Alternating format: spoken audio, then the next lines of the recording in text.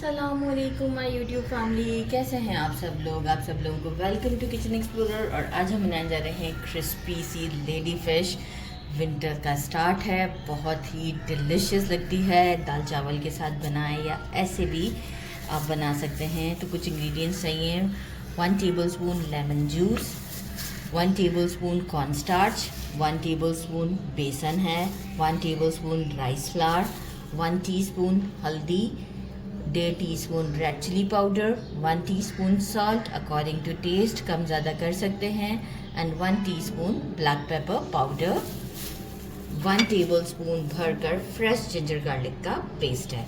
बहुत ही इजी इसका मैरिनेशन है। मैंने लिए हैं अराउंड 7 पीसेस लिए हैं।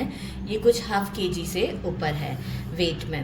और अच्छे से मैंने इसे वॉश कर दिया है, हेड्स रिमूव करवा दिए हैं, अच्छे से क्लीन कर दिया है मैंने इसे, और एक्सेस पानी भी निकाल दिया है।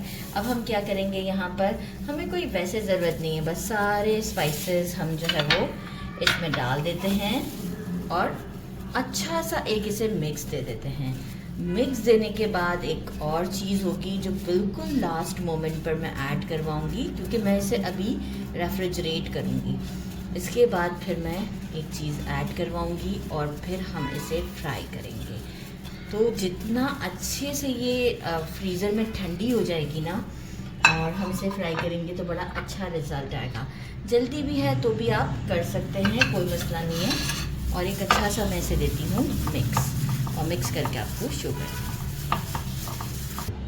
अच्छे से सब पे कोट किया है। कोटिंग के दौरान थोड़ा सा प्रॉब्लम हो रहा था क्योंकि ड्राई था सब कुछ फिश और ये सब चीज़ें, तो जो है वो मैंने इसमें 2 टेबलस्पून वाटर ऐड किया। नाउ यू कैन सी ये इस तरीके से, बहुत थिक नहीं लेयर लगानी है, बहुत थिन सी लेयर लगानी है। अब हम इसे कर देते हैं रेफ्रिजरेटर में फॉर 2 आवर्स के लिए, and after 2 hours I will tell you कि हमारा नेक्स्ट स्टेप क्या होगा। मैं एक प्लेट में ले आई हूँ, अच्छी फ्रीज़ हुई भी, आपको आइडिया हो रहा होगा फ्रीज़ हुई भी है।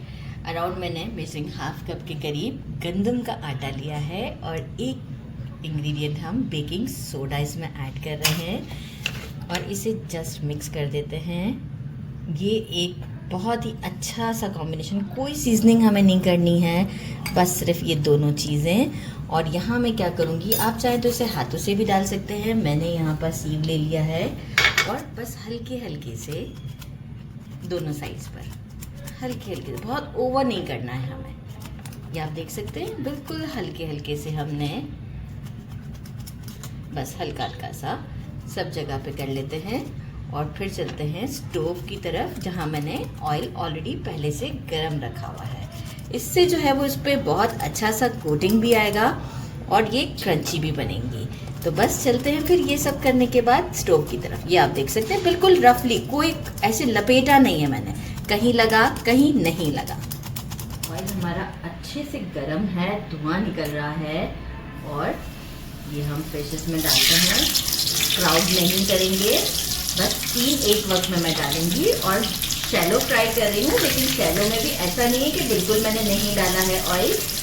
जैसे कि इसका एक साइड अच्छे से डिप हुआ है और ऑयल हमारा बिल्कुल गर्म होना चाहिए। फ्लेम अभी भी मीडियम और हाई के दरमियान ही है, तो मतलब ऑयल में से धुआं निकलना चाहिए। इसे पूरा गोल्डन करते हैं, क्रिस्पी, अराउंड 3 मिनट तक के लिए। अच्छा, 1 मिनट तक बिल्कुल टच नहीं किया। आफ्टर 1 मिनट मैं इसे फ्लिप कर देती हूँ केयरफुली। आप देख सकते हैं टेस्ट कितना अच्छा है।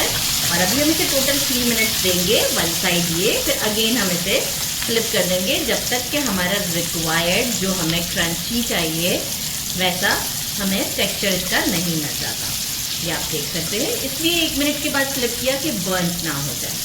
तो पूरा कुकिंग का प्रोसेस करते हैं 3 मिनट तक के लिए, और फ्लेम को बिल्कुल टच नहीं करेंगे। अच्छा, इस तरह से चेक करने से आइडिया हो रहा है कि क्रिस्पी हो चुका है इसका आउटर क्रस्ट। तो बस हमने से सारी साइड से जो है वो उलटते पलटते गोल्डन कर लिया है, आप देख सकते हैं। अब हम इसे निकालते हैं चीज़ में, और किसी भी टिश्यू पेपर पर नहीं निकालना है, और सारे बैचेस को रेडी करते हैं और शो करते हैं। क्रिस्पी हमारी फिश रेडी है, ये आप देख सकते हैं, साउंड आइडिया होगा। गार्लिक मायो डिप है, ट्राई करते हैं। बिस्मिल्लाहिर्रहमानिर्रहीम। साउंड से आपको आइडिया होगा कि कितनी क्रिस्पी है ये हमारी फ़िश। ज़बरदस्ती ज़रूर ट्राई कीजिएगा इस रेसिपी से और मुझे ज़रूर कमेंट में बताइएगा कि आपसे कैसी बनी। मेरे चैनल को लाइक और सब्सक्राइब करना नहीं भूलिएगा। अपना ख्याल रखिएगा। अल्लाह हाफ़िज़।